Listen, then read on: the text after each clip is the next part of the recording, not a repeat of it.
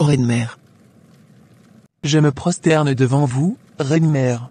Que votre trône soit élevé à jamais, votre majesté. Bien. Quels sont les rapports de vos familles? J'ai besoin de tout savoir. On commence par toi, Françoise. Oui, Reine-mère. Je vais tout vous dire à propos de toute ma famille. J'ai un mari et 3 enfants, comme vous le savez déjà. Non, 2 filles, et un garçon. Alors, quels sont leurs destins? Ma fille aînée se marie bientôt. Le deuxième vient d'avoir son master maintenant, la troisième vient d'avoir son bac en pédagogie, et elle a même un fiancé. Reine-mère. Je veux que tous mes enfants prospèrent. Mais, qu'ils soient toujours sous mon contrôle. Je suis le Tout-Puissant. Ainsi, qu'il te soit fait selon ta volonté. Merci, Reine-mère. Et toi, Bibiche? Je veux des informations. Oui, Reine-mère. Je vais tout vous dire. J'ai déjà sacrifié mon mari comme vous le savez déjà. Mais, j'ai au moins 12 enfants. Ils sont tous déjà grandis, et ils vivent indépendamment, chacun chez lui. Ils sont tous prospères dans leurs affaires. Je n'en veux pas à leur prospérité et à leur richesse. Mais je veux que vous m'accordiez une faveur. Laquelle? Dis-le-moi, et je t'exaucerai. Je veux que, vous me permettiez de planter un arbre mystique derrière ma maison. Alors chaque année je vais commencer à souffler un vent violent, sur cet arbre. Et quand je soufflerai le vent, un fruit de cet arbre doit tomber.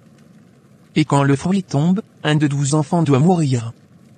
Alors, ils seront mes sacrifices de chaque année.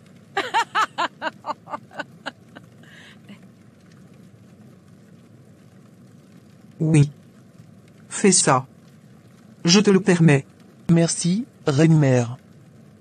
Alors, toi Loup-Pingu, je sais que tu n'as pas de famille, car tu as consacré ton temps à mes services. Est-ce que les gens viennent chercher des solutions chez toi? Oui. Reine-mère, ils viennent souvent. Plus de souvent ici. Il faut que les gens puissent commencer à venir chaque jour, tout le temps. Va. Fais aussi les affiches, place-les au coin de rue comme font des églises. Mettez dessus les écritures et des images des dollars, maisons, et belles voitures des luxes, qui vont attirer beaucoup de gens. Surtout les jeunes de cette génération. Faites-les attirer par ça. Est-ce que tu as compris? Oui, Reine-mère. Il en sera fait selon votre souhait. Car vos désirs sont des ordres. Allez. Faites comme on venait de le dire, tout à l'heure. Oui. Reine-mère. À vos ordres, Reine-mère. Comme vous le souhaitez, votre majesté.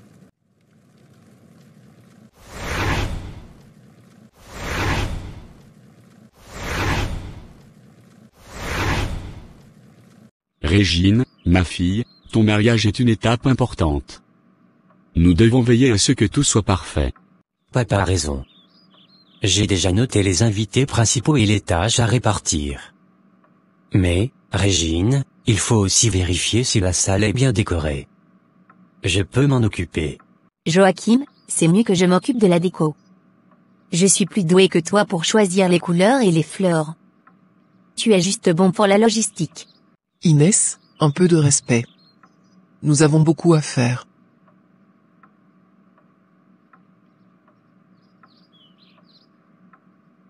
Et toi, Régine, as-tu pensé à tout pour ta robe? Il faut qu'on s'assure que la couturière termine à temps. Oui, maman.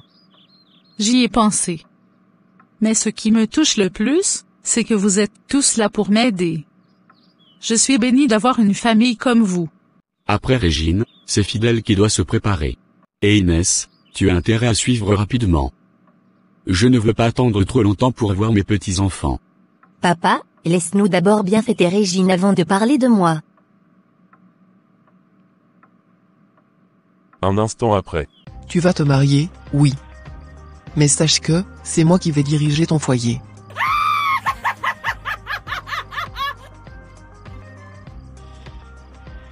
Une semaine après. Inès, depuis le jour où je t'ai vu, j'ai su que mon cœur t'appartenait. Aujourd'hui, je te promets de t'aimer chaque jour, comme si c'était le premier. Fidèle, tu es la lumière qui éclaire ma vie. Avec toi, chaque instant est un bonheur, et je te promets de marcher à tes côtés, dans l'amour et la foi.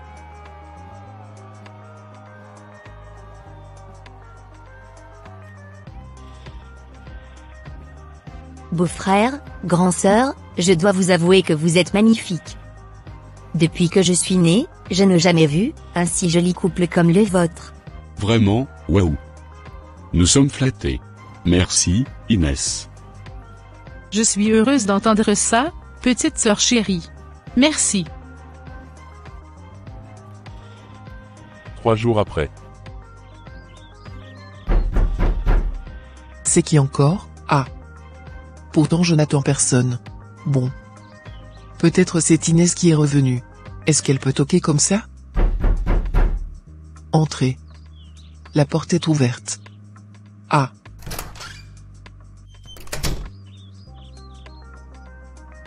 Régine. Toi ici?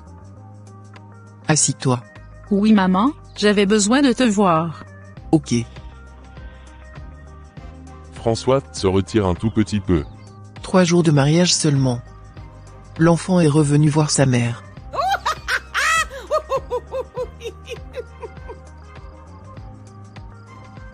T'inquiète pas petite. Tu vas dépendre de moi, toute ta vie. Le soir chez Régine. Bonsoir chérie. Je sens déjà une bonne odeur par ici.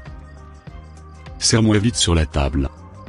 Sinon je vais mourir, de faim. Bonsoir, mon chéri. Tu dois attendre un peu, car la nourriture n'est pas encore prête. Quoi? Mais comment? Il est presque 22 heures. Pourquoi c'est maintenant que tu prépares? J'étais allé rendre visite à maman, et je suis rentré un peu tard. J'ai pensé que tu n'avais peut-être pas mangé, alors je prépare quelque chose rapidement. Régine, je ne comprends pas pourquoi tu étais chez tes parents jusqu'à si tard. Ça fait seulement 3 jours qu'on est mariés, et tu laisses déjà notre maison pour aller passer des heures là-bas? Mais c'est ma mère, fidèle. Je ne vois pas où est le problème. Ce n'est pas comme si j'y avais passé la nuit. Je suis rentré pour être avec toi. Je ne dis pas que tu ne peux pas rendre visite à tes parents, mais il faut respecter le cadre de notre nouvelle vie. Tu aurais pu y aller plus tôt et rentrer avant le soir. Ce genre de comportement pourrait créer des problèmes à l'avenir. Donc maintenant, je dois demander la permission pour voir ma propre mère? Fidèle, je ne comprends pas ton attitude. Je ne veux pas me disputer avec toi, Régine. Fais ce que tu veux, mais réfléchis à ce que je viens de te dire. N'importe quoi. Ma mère qui m'a mise au monde, qui m'a élevé, et m'a vu grandir. Toi tu veux m'empêcher de le voir, ça jamais. 1 an plus tard. Il est temps pour moi de pousser un vent violent sur mon arbre mystique, pour faire tomber un fruit. Car, il est déjà l'heure de faire partir l'un de mes enfants, de ce monde.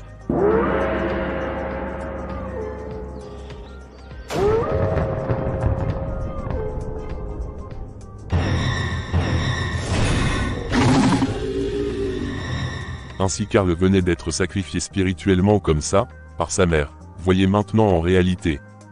En tout cas, tous mes affaires marchent bien ici à l'étranger. Bientôt nous serons en vacances de fin d'année. Oui. Pendant ces vacances, je vais rentrer au pays voir ma mère.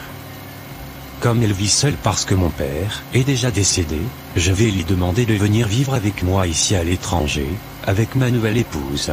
Yes.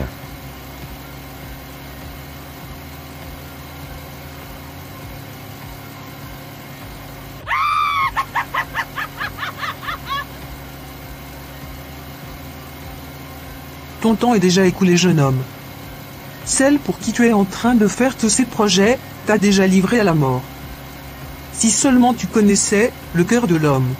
Quoi? On est en train de m'alerter là-bas. Un train traverse la route à grande vitesse, donc je dois m'arrêter. Accélère. Tu peux le dépasser. Tu n'as pas besoin d'attendre. Toi, tu es un champion en ce qui concerne la conduite. C'est quoi ces genres de pensées qui me montent dans la tête? Je risque de faire un terrible accident ici. Tu es puissant. Rien ne peut t'arrêter. Accélère. Mon Dieu. Comme Karl était poursuivi par un esprit de mort, car sa mère lui avait déjà sacrifié spirituellement, il n'était resté que l'ombre de lui-même, alors il accéléra si fort, et va finir sa course sous le train. Oui. Je vais faire preuve de mes expériences. D'ailleurs, je n'ai pas commencé à conduire aujourd'hui. Ciao, mode accélération activé. Oh, non, c'est compliqué mon Dieu.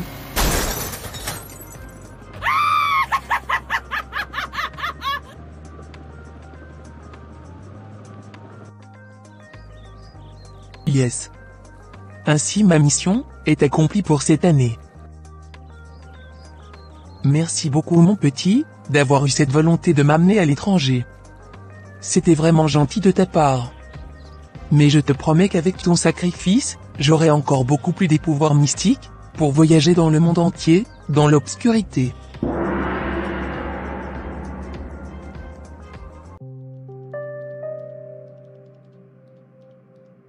Tiens fort mon ami, ça va aller. C'est Dieu qui a donné, et c'est bien lui qui a repris. Nous vous remercions, Madame Françoise et aussi à tout le monde, pour votre assistance constante depuis le décès de notre frère. Cela nous touche énormément. C'est un événement qui a surgi à l'improviste, et cela a provoqué un grand choc dans le cœur de maman. Je ne sais pas ce qu'elle serait devenue, si vous n'avez été à ses côtés, tout au long de cette épreuve. Encore une fois, merci à tous et particulièrement à Madame Françoise, de ma part, et de celle de toute la famille. Ne me remercie pas mon fils. Moi et ta mère nous sommes un, donc ses souffrances et ses douleurs sont aussi miennes. Alors c'est normal, que je puisse vous assister plus que tout le monde. Mes frères, je vous dis, ce travail va nous tuer un jour. Toute cette force qu'on dépense pour quoi? À peine de quoi manger. Tu as raison, nous cassons nos dos tous les jours, et pourtant, regarde nos vies, rien ne change. On reste pauvre, toujours à galérer. Et dire que j'avais des rêves. Je voulais devenir commerçant, voyager, faire quelque chose de grand. Mais aujourd'hui, je suis là, en train de fabriquer des briques pour des miettes. Parfois, je me demande, est-ce que c'est ça notre destinée? Est-ce qu'on est condamné à vivre comme ça toute notre vie? Moi, je crois qu'il doit y avoir une autre voie. Mais laquelle? On n'a pas les moyens, pas de diplôme, pas de soutien. Juste nous et nos mains. Et même nos mains commencent à nous trahir. Regarde mes doigts, ils me font mal chaque jour. Si seulement une opportunité pouvait se présenter. Les gars, quoi qu'il arrive, on est ensemble. On trouvera un moyen de changer notre vie. Mais pour aujourd'hui, rentrons. Demain, une autre bataille nous attend. Ces trois garçons sont des amis inséparables, ils sont des fabricants des briques, un travail qui demande beaucoup d'efforts mais pas rentable. Que se passera-t-il, sur leur chemin de retour? Car la reine-mère a ordonné, à Lupungu de placer les affiches au coin des rues avec les écritures et images attirantes des voitures, maisons, et dollars. Quoi? Qu'est-ce que je vois là-bas? Qu'y a-t-il?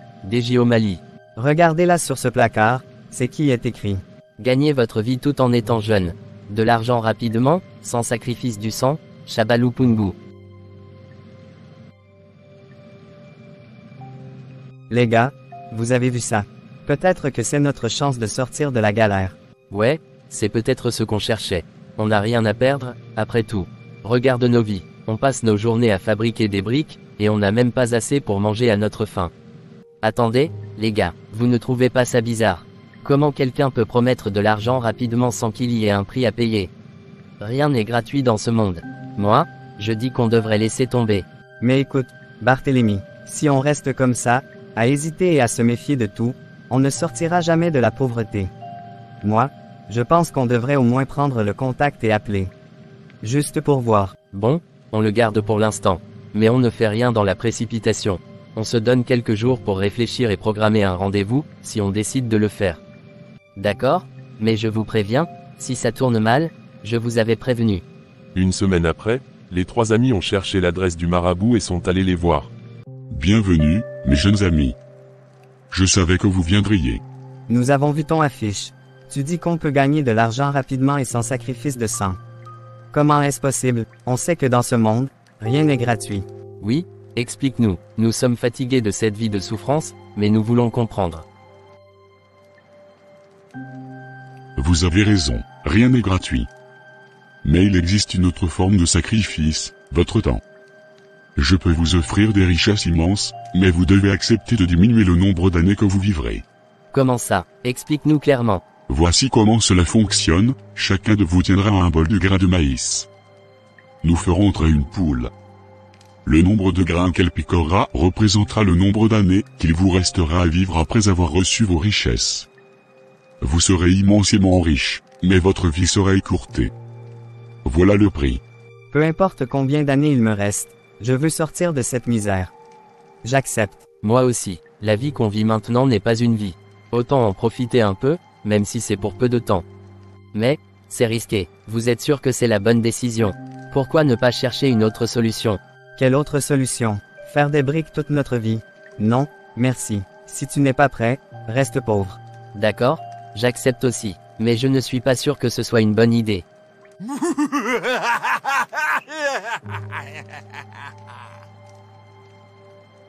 Parfait. Revenez demain, et nous commencerons le rituel. Préparez-vous à voir vos vies changer, mais souvenez-vous, chaque richesse a un prix. En quittant la maison du marabout, les trois amis étaient plongés dans leurs pensées. Si Deji O'Malley et Paul semblaient convaincus d'avoir fait le bon choix, Barthélemy ne pouvait s'empêcher de ressentir une profonde inquiétude. Et lorsqu'ils retournèrent chez le marabout le lendemain, chacun avec son bol à la main plein de maïs. À tour de rôle ils allaient verser les maïs par terre devant la poule. Pour Deji O'Malley, la poule en piquera que 8. Pour Paul, elle en piquera que 6. Et pour Barthélemy la poule en piquera 9. Alors, Deji O'Malley eut 8 ans de succès et de richesse, Paul 6 ans, et Barthélemy 9. 2 mois plus tard.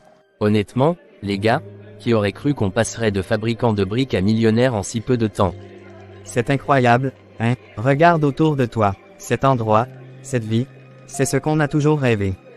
Oui, mais vous vous souvenez de ce que Shabalupungu a dit, le nombre d'années qu'il nous reste? Paul, tu as seulement 6 ans, Deji O'Malley, toi 8, et moi 9. On a fait un gros sacrifice. 6 ans, c'est largement suffisant. Franchement, vivre pauvre pendant 100 ans, c'est pas une vie. Je préfère vivre ces 6 années comme un roi et partir tranquille.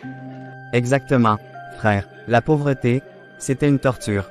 Maintenant, regarde-nous. Tout le monde nous respecte, tout le monde veut être à notre place. On a gagné. Vous avez raison. Après tout, on ne vit qu'une fois. Alors autant profiter au maximum de ce qu'on a. Et puis, qui sait, peut-être que ces années suffiront pour construire quelque chose d'encore plus grand. On pourrait devenir une légende, même après notre départ. Exactement. À DPB, les rois de la ville. On va marquer l'histoire.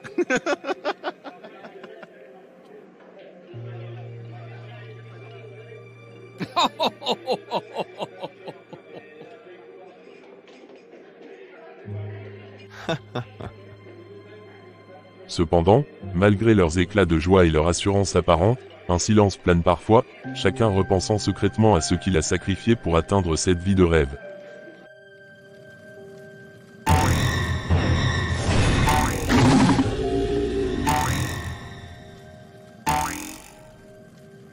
Reine-mère. Nous nous prosternons devant toi, Reine-mère. Je m'incline devant votre trône, Sa Majesté. Bien. Je veux maintenant écouter les bonnes nouvelles de tout ce que vous avez fait. Françoise. Allons-y. Oui, Reine-mère. Beaucoup de bonnes nouvelles, déborde ma gorge pour raconter. Ma fille aînée s'était mariée, mais je vous assure, 3 jours après son mariage, elle avait déjà soif de venir rendre visite à sa mère.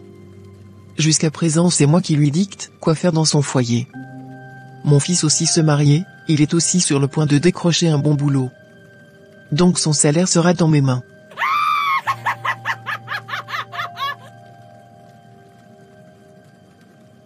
Oui. Continue à semer du trouble dans leur foyer. Qu'ils ne soient jamais heureux. Et toi, Bibiche? Quel est ton rapport? Oui, Reine-mère.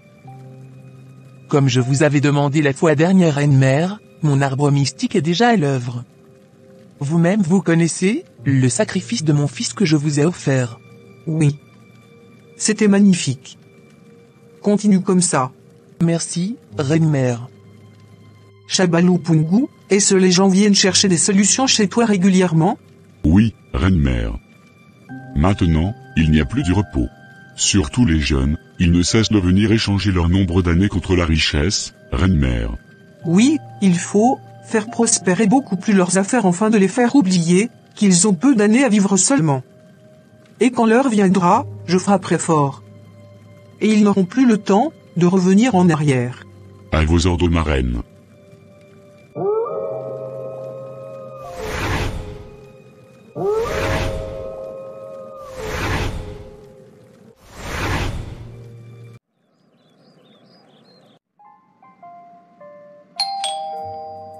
C'est qui?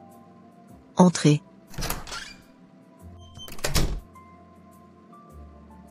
Bienvenue chérie. Eh bien, madame, ça fait plaisir ce soir, je vois. Après une journée comme la mienne, je mérite bien ça. Viens, rejoins-moi, je t'en ai gardé un peu.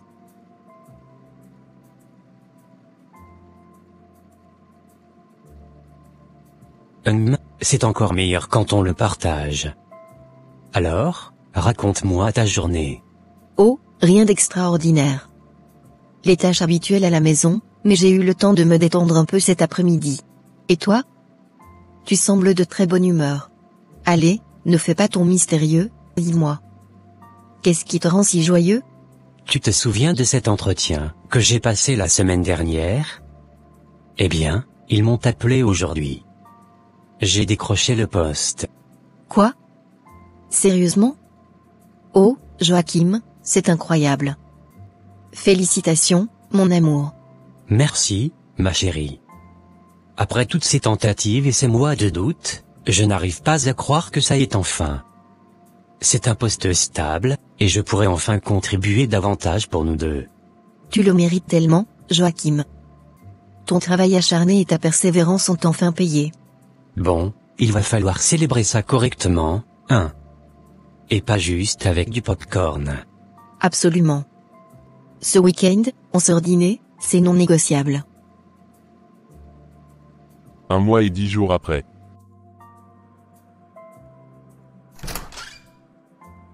Enfin. Tu es réveillée chérie. Oui, aujourd'hui comme il n'y a pas du travail, il fallait récupérer tous les retards de mon sommeil.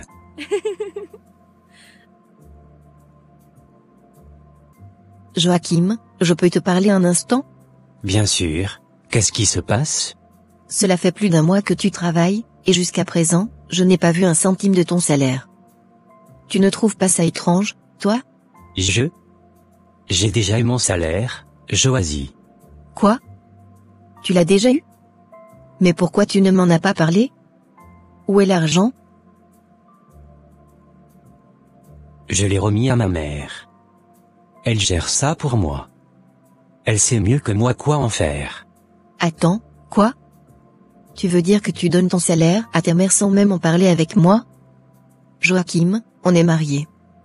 On a des responsabilités ici. Comment peux-tu penser que c'est normal? Ma mère sait ce qui est bon pour moi, Joasie. Elle m'a toujours soutenu. Elle partage cet argent là où il faut, et je lui fais confiance. Toi, tu n'as pas à t'inquiéter. Mais c'est insensé, Joachim. Comment peux-tu gérer ton salaire de cette façon alors qu'on a des factures à payer, des projets à construire ensemble? Ta mère ne vit même pas avec nous, et toi, tu lui laisses tout? Arrête de parler comme ça de ma mère. C'est grâce à elle que j'ai réussi dans la vie. Tu devrais la respecter au lieu de remettre ses décisions en question. Elle sait mieux que toi comment gérer cet argent. Joachim, ouvre les yeux. Ce n'est pas normal de donner ton salaire à ta mère sans réfléchir. Et nous alors? Moi, ta femme, je ne compte pas? On dirait que tu es sous une sorte de contrôle. C'est toi qui ne comprends rien. Je ne veux plus discuter de ça. Ma mère a toujours raison, et c'est tout. C'est ainsi que Joachim quitta la chambre, laissant Joasie seule, désemparée et frustrée. Elle sentait qu'il se passait quelque chose de sombre et d'étrange, mais elle ne savait pas encore quoi faire pour le libérer de cette influence qui semblait le tenir prisonnier. 1 an plus tard. Les gars, vous vous rendez compte où on est? Dubaï, moi, qui n'avais jamais rêvé de quitter notre quartier, et nous voilà ici.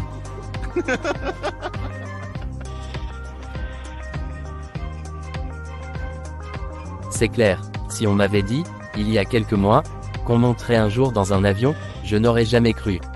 Mais regarde-nous aujourd'hui, assis ici comme des millionnaires. C'est vrai, mais vous savez, ce n'est que le début. Dubaï, c'est bien, mais pourquoi s'arrêter là? Les États-Unis, les gars, c'est notre prochaine destination.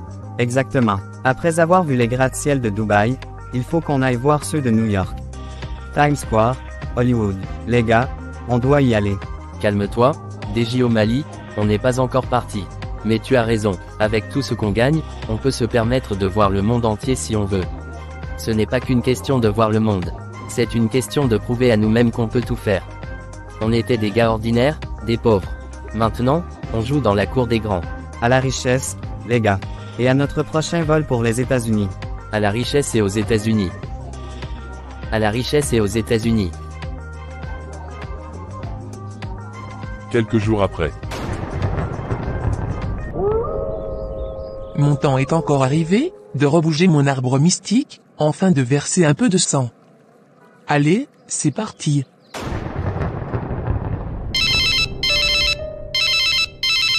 Oui, beau-frère, bonjour. Ça va tout le monde là-bas? Quoi? Qu'est-ce qu'il y a? Pourquoi est-ce que tu pleures? C'est ta sœur Rebecca. Elle est allée à l'hôpital pour accoucher, mais elle est morte, elle, et le bébé. Et oui, c'est ainsi que les gens mouraient chaque année dans cette famille, et tout le monde ne comprenait pas. Quelle idiotie! Nicolas, l'aîné de la famille, se décida alors de trouver une solution à cette situation, car ils étaient restés que 3 personnes, parmi les 12. Alors il réunit toute la famille, ils prirent donc un rendez-vous d'aller voir un marabout, afin qu'il leur révèle le secret de cette mort incessante. Alors que Satan ne combat jamais Satan, que se passera-t-il donc?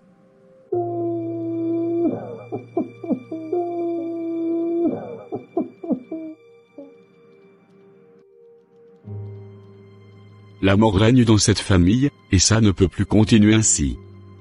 Nous devons trouver une solution, coûte que coûte. Tu as raison, Nicolas. C'est insupportable de voir nos proches partir l'un après l'autre. Mais, est-ce vraiment une bonne idée d'aller voir ce marabout? On doit essayer, Tronel. Si Nicolas dit qu'il est puissant, peut-être qu'il pourra arrêter cette série de malheurs. Mes enfants, je suis aussi dévasté que vous par tout ce qui se passe. Si Nicolas pense que ce marabout peut nous aider, alors nous devrions y aller. D'accord, c'est réglé. Nous partirons dans 3 jours. Préparez-vous.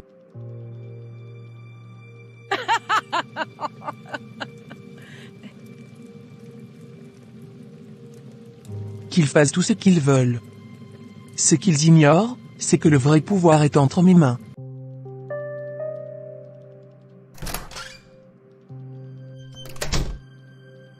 Quoi? Pourquoi êtes-vous comme ça? Arlette, Junior, pourquoi vous êtes comme ça? Vous avez l'air tellement fatigué. Et affamé. Où est votre mère? Maman est à la cuisine. Régine. Tu es encore dans la cuisine à cette heure? Pourquoi les enfants sont dans cet état? Ils n'ont rien mangé toute la journée? Je suis désolée, fidèle. J'étais chez maman, je suis rentrée un peu tard. Je fais ce que je peux pour préparer rapidement quelque chose pour eux. Encore chez ta mère? Régine, ça suffit maintenant. Combien de fois vais-je te dire que tu as ta propre maison, ta propre famille? Les enfants avaient besoin de toi, et toi, tu étais encore là-bas, à dépendre d'elle. C'est ma mère, fidèle. Elle m'a élevée, elle a toujours été là pour moi. Pourquoi est-ce un problème que je passe du temps avec elle? Parce qu'elle te contrôle toujours. Regarde autour de toi, Régine. Nous sommes mariés depuis des années, mais tu agis toujours comme si tu devais tout passer par elle. Même ton rôle de mère, c'est elle qui l'influence. Et pendant ce temps, nos enfants souffrent.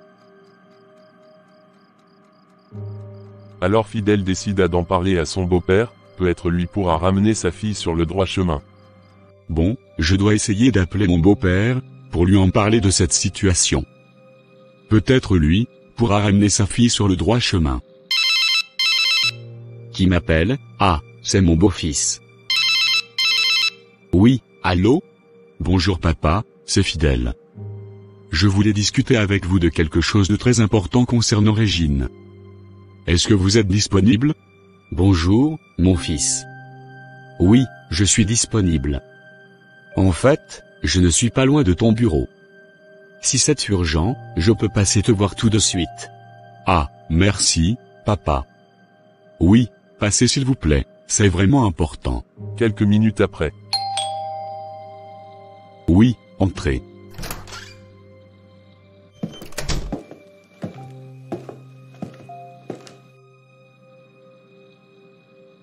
S'il vous plaît, veuillez vous asseoir, papa. Merci. Une minute après. Papa, je vais être direct. Régine passe beaucoup trop de temps chez maman. Ça fait des années qu'on est mariés, mais elle n'arrive pas à se détacher de votre femme. Elle consulte toujours sa mère pour tout, même pour des choses qui devraient rester entre nous. Nos enfants en souffrent, et notre foyer aussi. Attends, fidèle. Tu es en train de me dire que Régine, après tout ce temps, dépend encore de sa mère au point de négliger son propre foyer? Exactement. Elle laisse souvent les enfants sans surveillance ou sans repas à cause de ses allées et venues là-bas. Et même lorsqu'elle est à la maison, elle semble encore sous l'influence de maman. Ça crée des disputes constantes entre nous. Je pensais qu'en parlant avec vous, peut-être que vous pourriez lui faire comprendre à quel point cette situation est destructrice. Fidèle, je suis désolé d'apprendre cela. Franchement, je ne savais pas que ma fille et ma femme agissaient de cette façon. Régine a grandi, elle a sa propre maison, son propre mari, ses propres enfants. Ce comportement n'a aucun sens. Je suis dépassé, papa. Je veux vraiment qu'on trouve une solution, car je tiens à mon foyer. Mais je ne peux pas continuer comme ça. Tu as raison, mon fils. Ce n'est pas à toi de porter ce fardeau seul. Je vais parler à Régine et aussi à sa mère. Il est temps que cela change. Nous ne pouvons pas laisser cette situation ruiner votre mariage ou nuire à mes petits-enfants. Merci, papa. Je suis sûr qu'avec votre intervention, les choses pourront s'améliorer. Fidèle, sache que je suis de ton côté. Un foyer, c'est sacré. Je vais m'occuper de cela. Marcel en sortant croise sa belle-fille au coin. Je n'avais jamais imaginé que ma fille Glorinelle se comportait de la sorte. Mais c'est incroyable ça, comment une femme au foyer depuis toutes ces années, continue à courir toujours derrière sa mère? C'est vraiment compliqué. Bonjour, papa Marcel. Qui est en train de me saluer là-bas? Peu de temps après. Bonjour papa, je suis heureuse de vous croiser ici. J'ai vraiment besoin de vous parler de quelque chose d'important à propos de Joachim. Bonjour ma fille. Dis-moi, qu'est-ce qui te tracasse? Si c'est à propos de Joachim, je t'écoute. Papa, ça fait des années que je suis mariée à Joachim. Mais il y a un problème qui me ronge. Chaque mois, dès qu'il reçoit son salaire, il va le remettre à maman. Ça m'a toujours dérangé, mais je n'ai jamais voulu vous en parler directement. Maintenant, je ne sais plus quoi faire. Nous avons des besoins à la maison, mais je n'ai aucun mot à dire sur son salaire. Attends un instant, Joasy. Tu es en train de me dire que Joachim remet tout son salaire à sa mère chaque mois? Depuis combien de temps cela dure-t-il? Depuis des années, papa. Je ne comprends pas pourquoi il agit ainsi. Et si j'essaie d'en discuter avec lui, il se met en colère et défend toujours maman. C'est insensé. Comment ai-je pu ignorer cela? Écoute, ma fille, je ne savais pas que Bibiche se comportait ainsi avec Joachim. Et encore moins que Joachim acceptait de faire ça. Tu as bien fait de m'en parler. Merci, papa. J'espère vraiment que vous pourrez faire quelque chose. Parce que cette situation est en train de détruire notre mariage, et ça me fait peur. Ne t'inquiète pas, ma fille. Je vais m'occuper de cela. Joachim est mon fils, et Bibiche est ma femme. Si quelque chose ne va pas, je dois intervenir. Il est temps de régler cette histoire une fois pour toutes. Tu peux compter sur moi. Merci beaucoup, papa. Votre soutien signifie beaucoup pour moi. Quelques heures plus tard, Marcel arrive chez lui et trouve Régine et Joachim.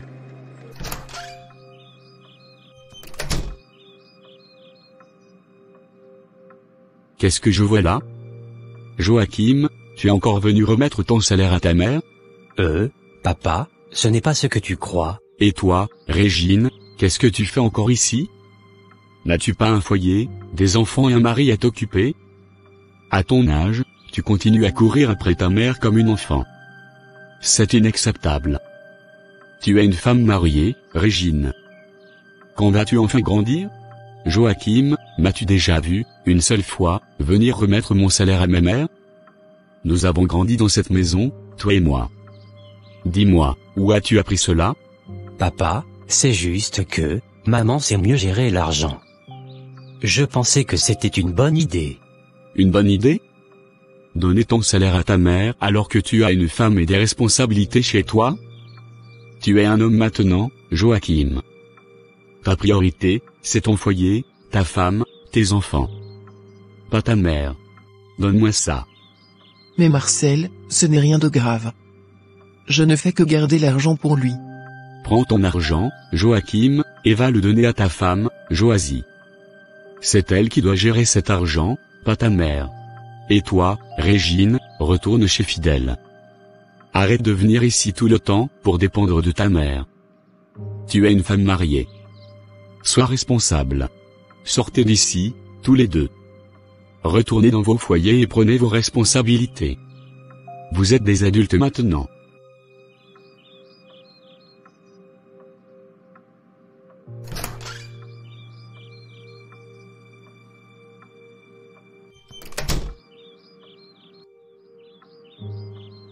Françoise, je t'ai toujours respectée en tant que femme et mère de mes enfants, mais ce que tu fais là est inadmissible. Tu es en train de détruire la vie de nos enfants avec ton comportement. Pourquoi manipules-tu Joachim? Pourquoi continues-tu d'encourager Régine dans ses bêtises? Je ne fais rien de mal, Marcel. Je ne fais que les aider, c'est tout. Ce sont mes enfants. Les aider? En les rendant irresponsables et dépendants de toi? Non, Françoise. Tu es leur mère, mais ils ont leur propre vie à mener maintenant. Ce que tu fais n'est pas de l'aide, c'est du sabotage. Ça suffit. Je ne veux plus jamais revoir Joachim venir ici, pour te remettre son salaire. Et je ne veux plus voir Régine traîner ici comme si elle n'avait pas de foyer. Si tu tiens à ta famille, tu dois arrêter ce comportement, Françoise. C'est clair? Au milieu de la nuit. Bibiche.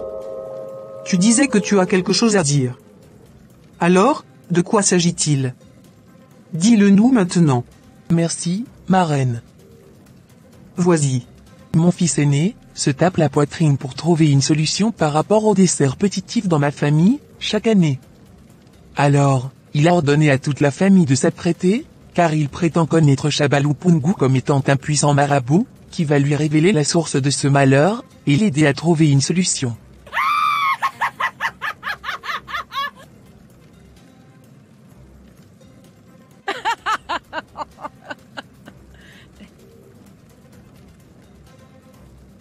Alors, vous avez fait comment? Donc, dans 3 jours. Toute la famille, nous allons nous rendre chez Shabalou-Pungu. Bien. Shaba. Tu as entendu. Le fils aîné de Bibiche viendra te voir avec toute sa famille, question de savoir, qui est à la base de la mort incessante dans sa famille. Alors fais en sorte que, son propre visage puisse apparaître dans l'écran, avec sa bouche pleine de sang qui coule. Alors toute la famille va croire que c'est lui-même qui est à la base des desserts petitifs dans sa famille. Est-ce que tu as compris? Oui, reine-mère. Yes. Et toi Françoise, que voulais-tu dire? Voici. Merci, reine-mère. Actuellement, je suis très en colère. Vraiment très en colère. Attends. Tu es en colère contre moi ou bien? Non ma reine. C'est contre mon mari. Ah ok. Alors. Tu peux même multiplier ta colère à la fois 100, pour bien te fâcher un. Qu'est-ce qu'il t'a fait encore celui-là? Ah. Il a osé empêcher mon fils de me remettre son salaire du mois, encore lui a interdit même de ne plus commencer à le faire. En demandant même ma fille de ne plus commencer à venir me voir, pour que je lui dise quoi faire dans son foyer. Il les a renvoyés de la maison en leur demandant même d'aller s'occuper de leur foyer. Il veut perturber tout mon plan, en se mettant en travers de mon chemin ma reine. Heureusement que nous sommes à distance. Si quelqu'un était à côté de toi, il aurait reçu même un mawashigeri. Parce que cette colère est vraiment intense.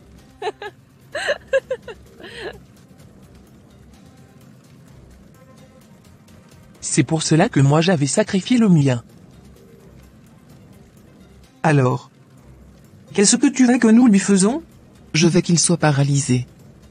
Physiquement tout comme mentalement.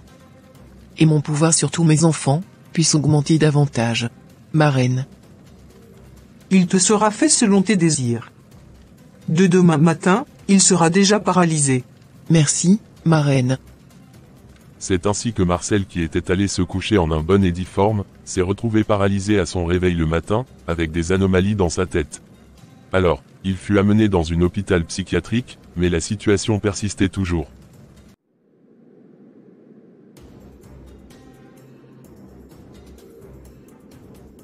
C'est aujourd'hui ou jamais. Nous allons découvrir la vérité coûte que coûte. Bien sûr, frère. Le marabout va tout nous dire. Peu de temps après. Bonjour, sage, Shabalupungu. Nous sommes venus vous consulter, par rapport à une situation difficile et répétitive chaque année, que nous sommes en train de subir dans notre famille. Oui, sage. Aidez-nous. Nous n'en pouvons plus de cette situation. Nous sommes vraiment arrivés au bout de nos forces. Nous implorons l'intervention des esprits. Ne pleurez pas madame, rassurez-vous que vous êtes au bon endroit. Car si vous étiez venu depuis longtemps, ce fléau se serait déjà arrêté.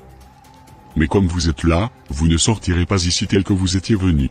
D'ailleurs, les esprits venaient même de me montrer la personne qui est à la base du malheur dans votre famille. Vraiment? Oui. Il est même ici présent, parmi vous.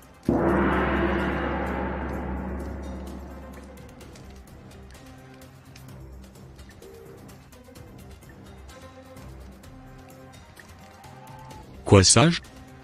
Êtes-vous sûr de ce que vous dites? Qui est-elle? Nous voulons le voir, maintenant même. Aujourd'hui il va faire revenir à la vie, tous mes frères qu'il a tués.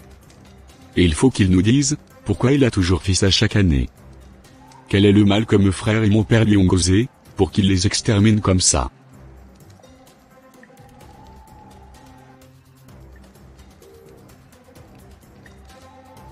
Voulez-vous vraiment le voir? Oui, sage, nous devons démasquer ce criminel. Il ne faut pas que le même drame puisse se répéter encore cette année. Nous voulons le voir, sage. Montre-le-nous. Car, nous ne voulons plus perdre un seul membre de la famille. Oui, sage, montre-le-nous. Nous en avons assez de voir notre famille s'exterminer comme ça. Assez, c'est assez. Il faut que cela cesse maintenant. Bien. Vous allez vous ranger dans un fil. Vous commencerez à passer un à un. Chacun de vous va prendre le couteau qui est là, et ira poignarder dans cet arbre qui est là-bas au coin. Après quoi vos images vont s'afficher dans l'écran. Mais après, les images de tous vont disparaître de l'écran. Alors, vous verrez l'image de celui qui cause la mort dans la famille s'afficher seule. Vous verrez la personne avec une bouche pleine de sang qui coule, avec un couteau à la main. Donc c'est celui-là, le tueur. Alors, après le rituel du marabout, la famille passait un à un, prenant le couteau et allant poignarder dans l'arbre. Après toutes les cérémonies, comme cette affaire a été déjà traitée la nuit dans le monde de l'obscurité, l'image de Nicolas, l'aîné de la famille, apparut dans l'écran, Nicolas avec une bouche pleine de sang qui coulait et avec un couteau à la main. Toute la famille fut surprise. Peu de temps après. Quoi? Mais c'est quoi ça? Ça? Oh Nicolas. Je n'arrive pas à y croire. Mon Dieu. Nicolas. Soyez forte madame. Ça va aller. Alors, tous quittèrent chez le marabout, chacun par sa propre direction et personne ne pouvait plus s'adresser à l'autre.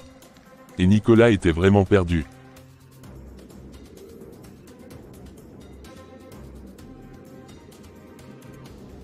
Mais c'est incroyable ça.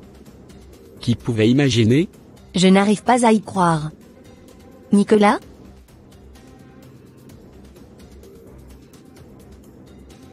L'enfant a voulu jouer avec le feu. Et il a brûlé.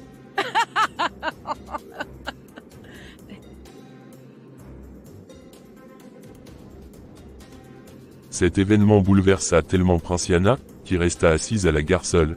Alors un pasteur en passant l'aperçut de loin, et s'approcha pour lui parler, car elle était perdue dans ses pensées, et effrayée.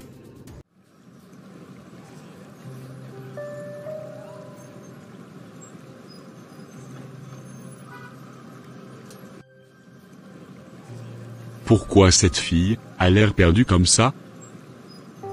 Peu de temps après. Bonjour, mademoiselle. Tout va bien? Vous semblez préoccupée. Est-ce que je peux vous aider? Je ne sais même pas comment vous expliquer. Je ne sais pas ce que vous traversez, mais sachez que rien n'est impossible à Dieu. Si vous portez un fardeau, vous pouvez le lui confier. Vous savez, parfois, nous faisons face à des défis qui dépassent notre compréhension. Mais Dieu est toujours là, prêt à nous aider. Si vous le permettez, je peux prier pour vous. Père éternel Dieu Tout-Puissant, je remets ta fille ici entre tes deux saintes mains. Touche son cœur et fortifie-la, quelle que soit la grandeur du problème qu'elle a. Seigneur, je sais que tu es capable d'en trouver une solution. Je te prie Seigneur de lui venir en aide. C'est au nom puissant de Jésus-Christ de Nazareth, que j'ai ainsi prié, Amen. Nous organisons une réunion de prière ce vendredi soir à l'église. Ce sera un moment, pour se rapprocher de Dieu, pour déposer nos soucis à ses pieds, et pour trouver des solutions dans la prière. Je vous invite à venir. Il y aura aussi d'autres personnes qui partagent leurs témoignages, et peut-être y trouverez-vous des réponses. Merci, pasteur. Je vais y réfléchir. Prenez votre temps, mais souvenez-vous, Dieu vous aime, et il a un plan pour vous, peu importe ce que vous traversez. C'est ainsi que Princiana commença à fréquenter l'église, et devient même une fervente chrétienne, et eut même le courage, elle expliqua même le problème de sa famille au pasteur. Un jour pendant qu'ils étaient en pleine prière, Dieu révéla au pasteur, que Nicolas l'aîné de la famille n'était pas un sorcier ou tueur, mais il a été incriminé par un vrai sorcier de la famille, et l'esprit de mort rôdait autour de lui, car celui qui était ciblé à la fin de l'année pour sacrifice. Alors, Princiana prit 3 jours de jeûne et prière, puis elle alla voir son frère. Entrez.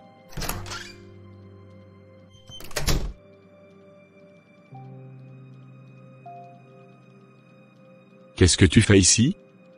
Je ne veux voir personne. Retourne d'où tu viens. Grand frère, je sais que tu ne veux plus rien entendre de cette famille, mais je suis venu pour toi, pas pour les autres. Je veux juste te parler, et c'est très important. Tu crois que tu peux venir ici après tout ce qui se passait?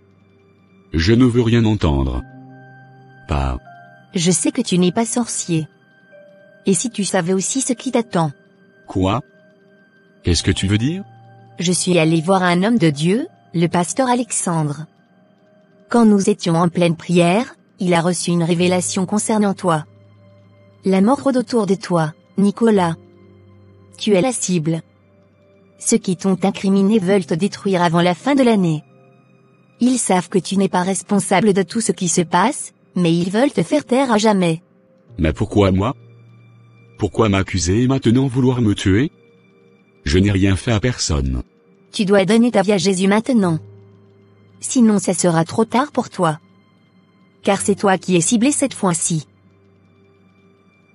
Tu crois vraiment qu'il y a un espoir pour moi? Que tout cela peut s'arrêter? Oui, grand frère. Mais tu dois accepter de venir avec moi à l'église, pour prier et chercher la délivrance. Dieu est plus puissant que n'importe quelle force qui te menace. D'accord. Si tu crois que c'est la solution, je viendrai. De l'autre côté, les 3 amis sont revenus au pays, après plusieurs années de voyage à travers le monde. Qu'est-ce qui va se passer? Franchement les gars, qui aurait cru qu'on en arriverait là? Voyager en jet privé, séjourner dans les hôtels les plus chers, et vivre comme des rois. C'est clair. Tu te rappelles quand on était à Dubaï? Cette soirée sur le yacht était incroyable. Je ne pensais jamais mettre les pieds là-bas un jour. Et moi, la visite à Paris, c'était comme un rêve. Les Champs-Élysées, la Tour Eiffel, je n'avais vu ça qu'à la télé.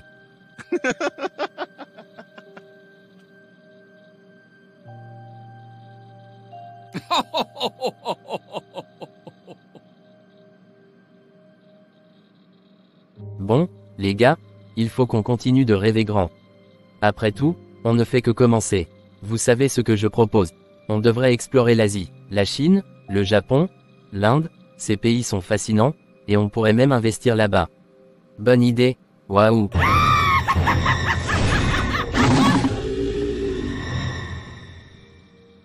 Tu n'iras nulle part petit. Car tout ton temps a écoulé. Maintenant, il tente de payer le prix. Paul, est-ce que ça va? Quoi? Qu'est-ce qu'il y a là-bas? Faites vite, car il faut qu'on parte dans quelques minutes. Quoi? Mais Paul, viens t'asseoir d'abord, on va appeler l'ambulance. L'ambulance. Ah, qu'est-ce que ça a à faire maintenant? Hein? Peu de temps après.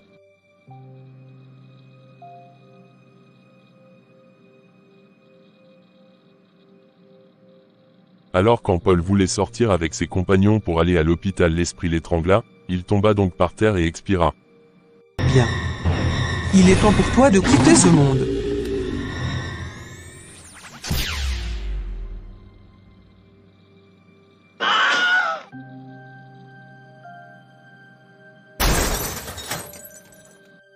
Paul, réveille-toi. Non, non, non, ce n'est pas vrai. Barthélemy. Paul avait 6 ans. Et ça fait exactement 6 ans aujourd'hui qu'on a commencé tout ça. Oh non, ça veut dire que moi aussi, il ne me reste plus que 2 ans. Et toi, 3 ans.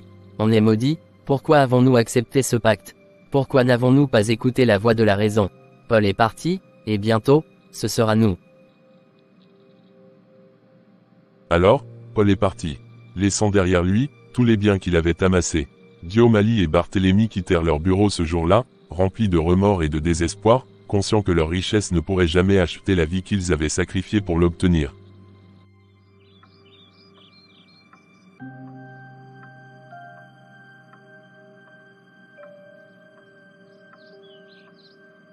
Tu vas? Au lieu de rester calme, en train de manger ta nourriture en paix.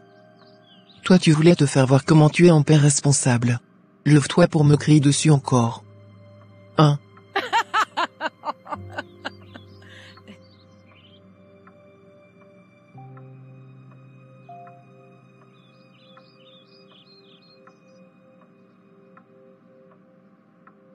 Bon. Je reviens tout à l'heure. Je vais chez Régine, semer un peu de trouble là-bas.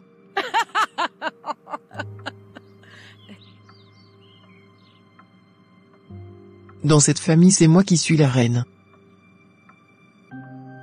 Peu de temps après. Chérie, viens s'il te plaît. Régine, voici l'argent pour aujourd'hui.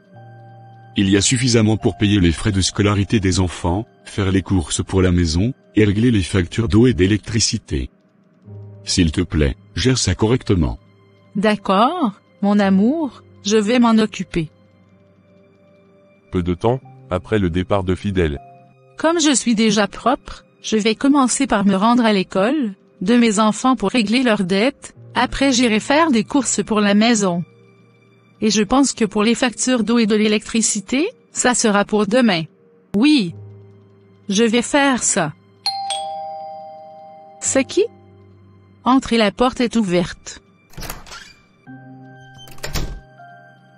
Hé. Maman, c'est toi? Viens t'asseoir. Peu de temps après. Ma fille, je suis vraiment dans une situation difficile.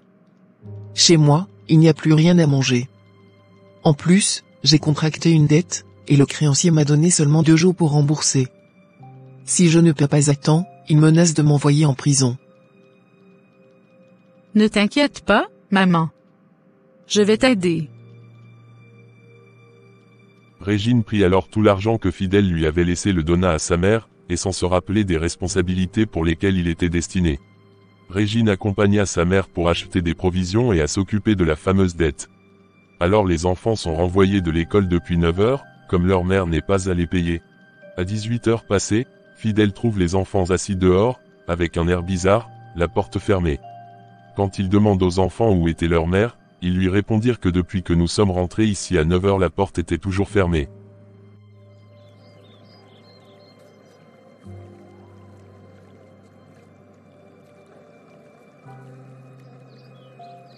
Peu de temps après. Mais que faites-vous dehors à cette heure? Pourquoi n'avez-vous pas changé vos uniformes? Où est votre mère? Papa, on a été renvoyé de l'école depuis 9 heures parce que maman n'a pas payé les frais de scolarité. Quand on est rentré, la maison était fermée, et on est resté dehors jusqu'à maintenant. Votre mère n'a pas payé? Mais je lui ai donné tout l'argent ce matin pour ça et pour les courses. Vous êtes sûr qu'elle n'est pas venue à l'école? Non, papa.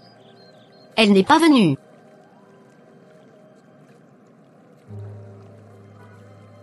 Peu de temps après, Régine débarque. Régine. Où étais-tu depuis ce matin? Pourquoi les enfants ont été renvoyés de l'école? Et pourquoi ils sont restés dehors toute la journée? Je suis désolée, Fidèle. Ma mère est passée ce matin, et elle avait de sérieux problèmes. Elle n'avait rien à manger, et elle avait une dette urgente à rembourser. Alors, je lui ai donné l'argent que tu m'avais laissé et je l'ai accompagnée faire des courses. C'est pour ça que je suis rentrée tard. Quoi? Tu veux dire que tu as sacrifié la scolarité de nos enfants et toutes les factures de la maison pour aider ta mère? Je t'avais confié cet argent avec des priorités claires. C'est inadmissible, Régine.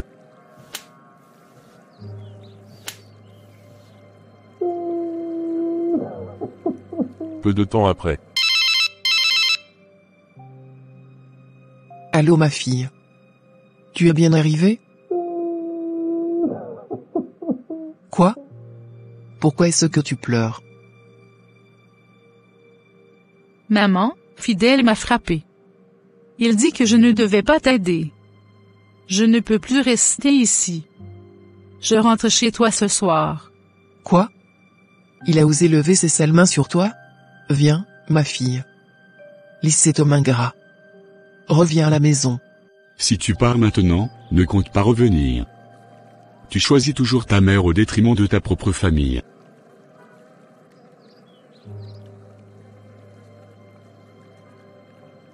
Mais Régine, toujours sous l'influence de sa mère, rassembla quelques affaires et quitta la maison, laissant Fidèle seule avec les enfants.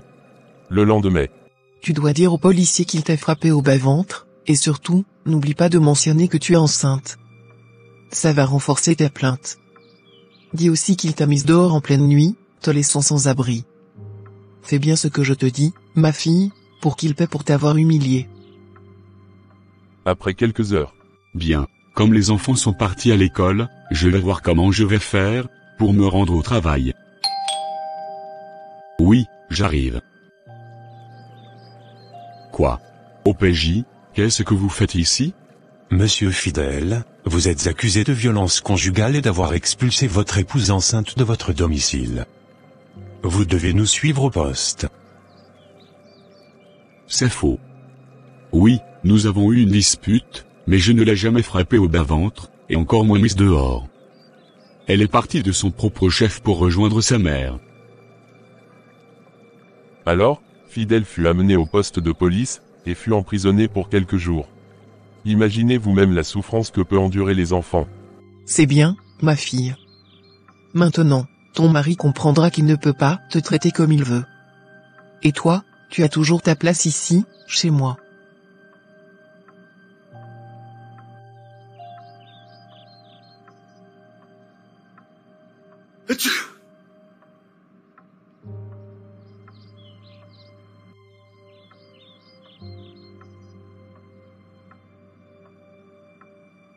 Après la mort de Paul, Diomalie et Barthélemy se sont remis du choc, et ont voyagé en Asie, où ils ont continué avec la belle vie, et ils ont même rencontré un ami chinois du nom de Young.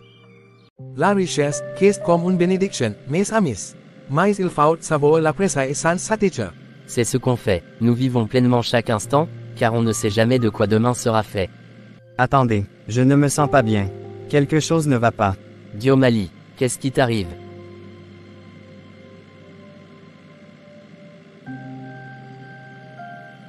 Mon Dieu. Après quelques minutes. Non, pas encore, pas lui. C'est comme si une ombre planait sur nous. C'est 6 ans, est-ce que notre temps est compté? Courage, mon ami. Peu importe qui arrive, il faut rester fort. La richesse n'est rien sans la santé. Nous events stabilisation etat Poleinstan, mais il devra rester sous observation. Il semble que le problème soit lié à un stress extrême ou une condition sous-jacente. Avez-vous remarqué quelque chose d'inhabituel récemment? C'est comme si une malédiction nous poursuivait. Depuis que Paul est parti, rien ne semble normal. Je crois que notre temps est compté, Barthélemy. Peut-être que nous avons trop joué avec la vie. Peu de temps après.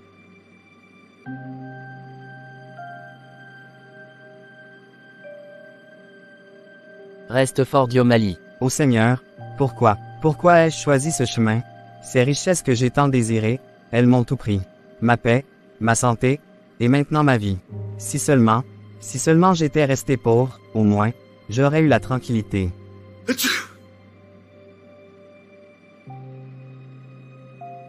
Barthélemy, écoute-moi bien. Tu as encore une chance. Ne suis pas notre exemple. Trouve Christ dans ta vie, car il n'y a rien de bon dans ce monde. Rien, je te dis, que des illusions.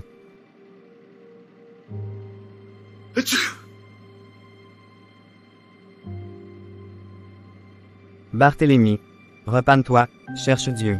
Crois en Jésus-Christ, tu seras sauvé. Pourquoi avons-nous fait ce choix? Était-ce vraiment cela, la vie? Je croyais que nous étions heureux. Mais nous étions juste aveugles et perdus. Mon Dieu, 1 an, c'est tout ce qu'il me reste. Et après, qu'adviendra-t-il de moi? Ô Dieu, si tu es là, aide-moi.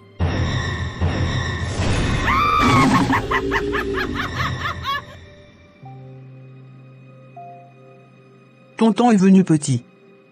Tu as fait ton choix, tu dois en assumer les conséquences.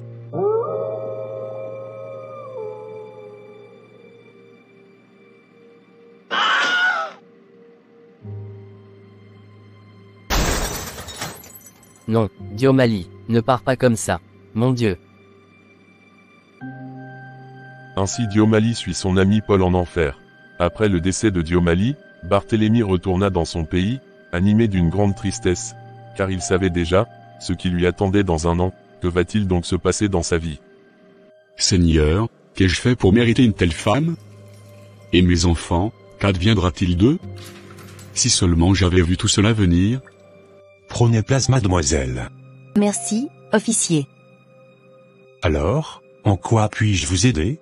Monsieur l'officier, je veux juste prêcher aux prisonniers. Peut-être que la parole de Dieu leur apportera la paix. Il n'y a pas de mal à cela. Soyez libre. Merci, monsieur. Peu de temps après. Bonjour, monsieur. Bonjour, mademoiselle. Que la paix du Seigneur soit avec vous.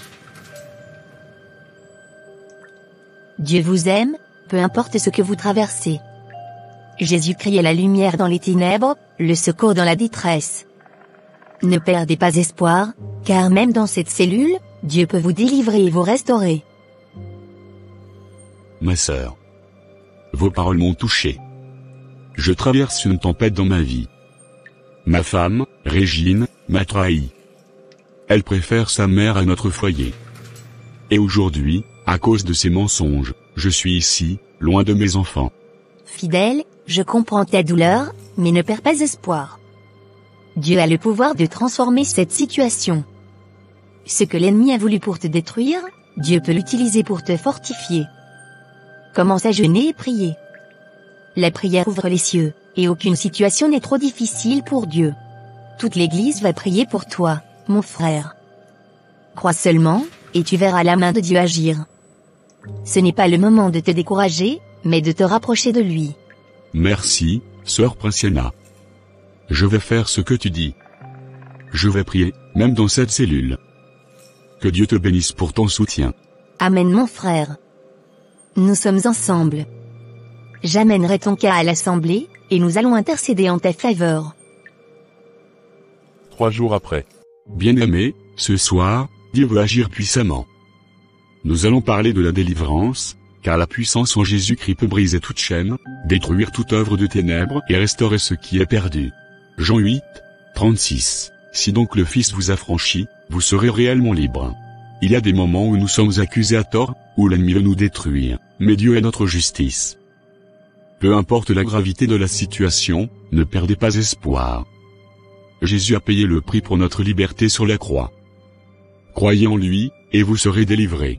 Amen, pasteur. Pasteur, je veux que nous prions pour mon frère Nicolas, qui a été injustement accusé dans notre famille, et aussi pour Fidèle, un homme en prison à cause de l'injustice. Dieu seul peut intervenir. Seigneur, nous te présentons Nicolas. Qu'il soit libéré de toute calomnie, de toute oppression spirituelle. Nous brisons les chaînes du mensonge et déclarons ta lumière dans sa vie. Père, nous t'apportons aussi Fidèle. Là où il est, Seigneur, visite-le, manifeste ta justice, et ouvre une porte de libération pour lui. Montre que tu es le Dieu de justice. Amen. Je me sens différent. C'est comme si quelque chose avait été enlevé de moi. Merci, Seigneur. Le combat est dur, Nicolas. Toi et ta sœur Princiana devez prendre 3 jours de prière, chacun chez lui. Avertissez même votre frère Trunel et dites-lui aussi de vous rejoindre dans la prière. Car le monde de ténèbres a déjà déclenché une grande guerre contre vous. Moi aussi chez moi je vais vous accompagner dans cette bataille. Et nous allons vaincre. Car le lion de la tribu de Juda est avec nous. Ok pasteur. C'est bien compris. Nous allons le faire. Oui, nous allons prier papa. Il y a quelques années, nous étions à 3 dans ce magnifique bureau, puis l'un est parti. Encore, il y a quelques mois nous étions à 2, et l'autre est parti, et je suis resté seul. 8 mois déjà, depuis le décès de Diomali. Cela veut dire. Barthélemy, écoute-moi bien. Tu as encore une chance. Ne suis pas notre exemple. Trouve Christ dans ta vie, car il n'y a rien de bon dans ce monde. Rien, je te dis, que des illusions.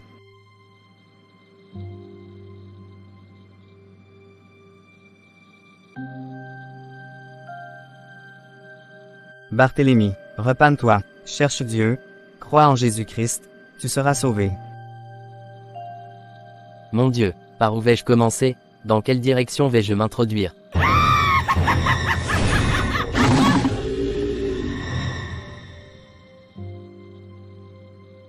Quoi? Qu'est-ce que tu cherches ici? Je suis venu t'avertir. Prépare-toi. Car ton voyage est proche.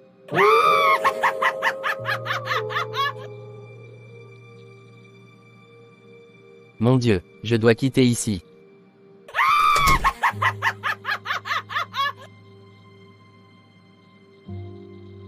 Ça commence à chauffer, comment je vais faire? Mon Dieu sauve-moi. 2 mois plus tard. Bon, je vais me changer les vêtements, pour aller dans un endroit public, peut-être je pourrai rencontrer quelqu'un.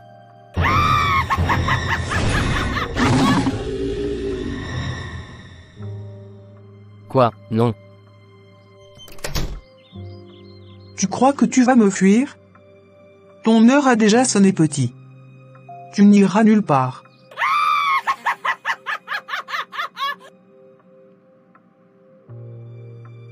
Je ne sais même pas où aller mon Dieu.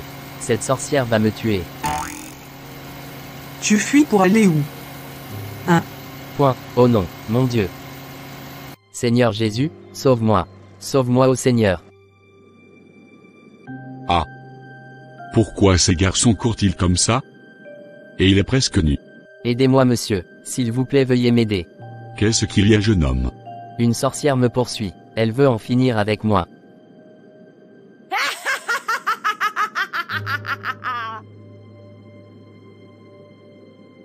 Sang de Jésus-Christ. Qui es-tu toi? Je te combats au nom puissant de Jésus-Christ de Nazareth. Ôte-toi de mon chemin. Afin que j'accomplisse ma mission. Sinon, tu auras de conséquences néfastes. Tu ne peux rien me faire, toi esprit impie. Car Jésus t'a déjà vaincu à la croix, et t'a mis sous mes pieds. Alors, je déclare que tu es vaincu, au nom puissant de Jésus-Christ de Nazareth. Non. Ce jeune homme a déjà profité de mes richesses, et maintenant il est temps qu'il en paye le prix. Jamais, au grand jamais, je ne le laisserai s'en tirer comme ça. Le châtiment qui nous donne la paix, est tombé sur Jésus. Il a tout payé à la croix pour toutes sortes des péchés qu'un homme puisse commettre. Alors c'est à lui le dernier mot sur sa vie.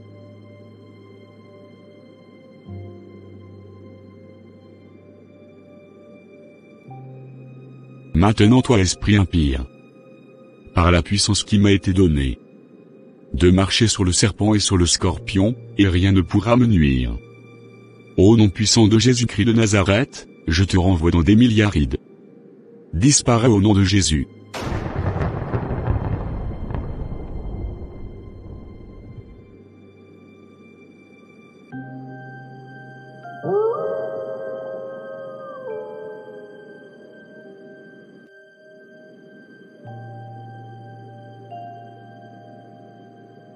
Ne crains rien jeune homme. Tu es maintenant dans la main puissante de Christ. Personne ne peut te toucher. Merci, pasteur. Glorifions Dieu mon frère. C'est ainsi que Barthélemy obtient sa délivrance, il alla avec le pasteur Alexandre et lui raconta tout, alors le pasteur lui parla de Jésus, puis il pria pour lui, Barthélemy fut délivré et devint un puissant évangéliste. Seigneur Jésus, toi seul connais mes peines et mes souffrances. Et toi seul est la solution véritable, à tous mes problèmes. Descends aujourd'hui et défends ma cause. Ce troisième jour de prière Seigneur, ne le laisse pas infertile, Seigneur Jésus. Mais dans ta grande bonté et pitié de moi, exauce-moi. Seigneur, nous te remettons Nicolas, Princiana, Tronel et Fidèle. Que ta puissance brise toute chaîne, toute malédiction et toute attaque des ténèbres. Nous proclamons ta victoire dans leur vie au nom puissant de Jésus-Christ. Seigneur, tu es le Dieu qui sauve. Je te remets Nicolas. Délivre-le des plans de l'ennemi et protège-le de toute flèche de mort. Et pour Fidèle, Seigneur, manifeste ta justice et libère-le de cette situation injuste. Seigneur, fortifie Nicolas. Protège-le des pièges et des plans maléfiques. Donne-lui la force de te chercher et de te suivre. Et pour Fidèle, Seigneur, touche le cœur des autorités pour qu'il soit libéré. Seigneur, je ne sais pas pourquoi tout cela m'arrive, mais je m'abandonne entre tes mains. Délivre-moi de ce piège. Fais éclater la vérité et sauve ma vie. Bon, comme j'ai déjà semé le chaos dans le couple de ma fille aînée. Son mari est en prison depuis plusieurs jours, je vais voir ce que je peux faire pour encore détruire celui de mon fils. Tous vous allez revenir ici chez moi.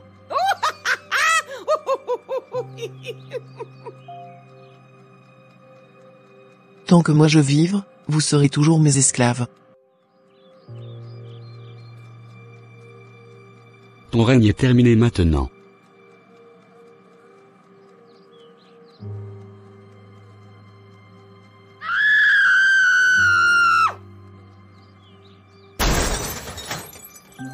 Quoi? Qu'est-ce qui se passe dans la cuisine? D'ailleurs, je fais quoi ici? Où est mon mari et mes enfants? Mon Dieu. Comment suis-je devenu bizarre comme ça? Je ressemble même à un fou? Oh! Maman, réveille-toi. Tu fais quoi au sol? Quoi? Qu'est-ce se passe-t-il là-bas? Ainsi Françoise fut amenée à l'hôpital, où il a convoqué toute sa famille. La fois dernière, c'était chaud. Le petit Nicolas s'est même demandé pourquoi il avait pris l'initiative d'aller voir le marabout. Maintenant il est temps pour lui de quitter ce monde.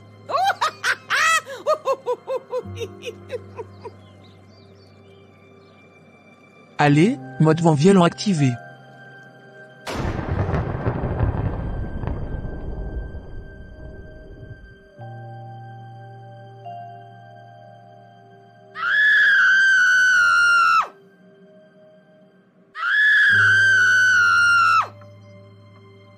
Ainsi Bibiche mourut toute seule dans sa chambre.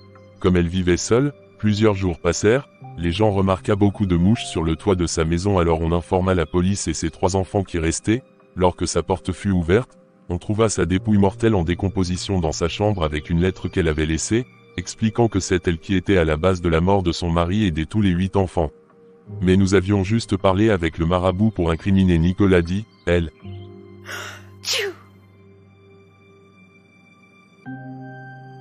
Je sais que je n'ai plus beaucoup de temps. Si je vous ai convoqués tous ici, c'est parce que j'ai une confession à faire, avant de partir.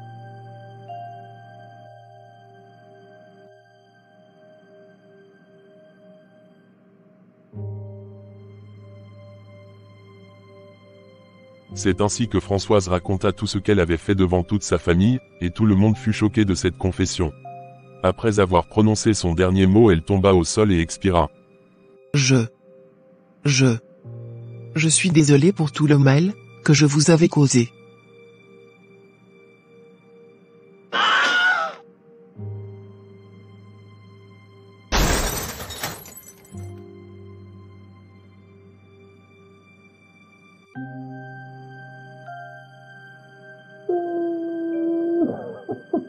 Après le décès de Françoise, la paix revint dans les foyers de ses enfants, et Fidèle fut libéré de sa prison. Même le fiancé d'Inès qui était parti depuis plusieurs années revint et la demanda en mariage. Chacun vivait tranquillement dans son foyer et tous venaient en aide leur père Marcel. Quelques mois plus tard.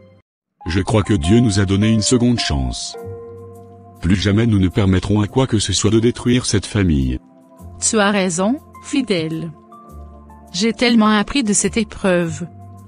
Je promets d'être une meilleure épouse et une meilleure mère pour nos enfants. Maman, tu n'imagines pas. Aujourd'hui, Arlette a fait tomber son plateau à la cantine devant tout le monde.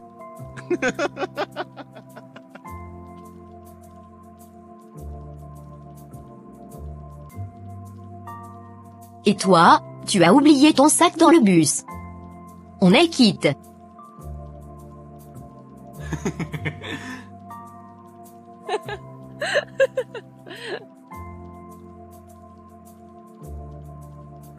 Seigneur, merci pour ta grâce et ta fidélité. Merci d'avoir restauré notre famille. Nous te remettons tout, et nous te faisons confiance pour l'avenir. Amen. Mon Dieu. Depuis que Joasie est entrée là-dedans, pas de nouvelles. Entre tes mains, Seigneur, je remets la vie de ma femme, et celle de mon bébé. Protège-les, Seigneur, contre toute attaque de l'ennemi. C'est au nom puissant de Jésus-Christ de Nazareth, que j'ai ainsi prié. Amen. Bonjour, c'est vous monsieur Joachim. Oui. Y a-t-il un problème? Félicitations, monsieur Joachim. Votre femme a accouché d'un beau petit garçon, tout s'est très bien passé.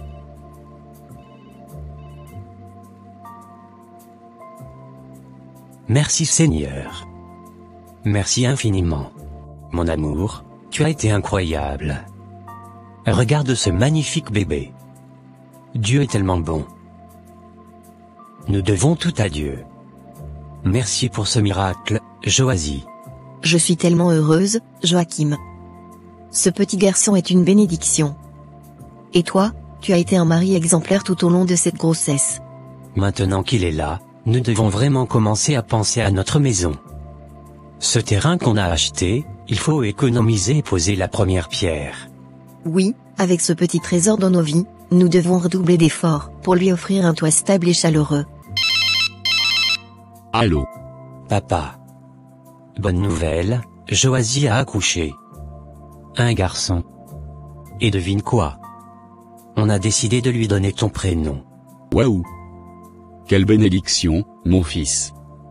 Je suis tellement honoré. Attends-moi, je viens tout de suite. Quelques mois plus tard. Inès, depuis le jour où je t'ai vue, j'ai su que mon cœur t'appartenait. Aujourd'hui, je te promets de t'aimer chaque jour, comme si c'était le premier. Tronel, tu es la lumière qui éclaire ma vie. Avec toi, chaque instant est un bonheur, et je te promets de marcher à tes côtés, dans l'amour et la foi. Ainsi finit cette animation évangélique. Toutes les deux familles fussent heureuses, et Barthélemy fut déchargé de son fardeau. Si cette animation vous a plu, nous espérons vos avis dans les commentaires. Merci.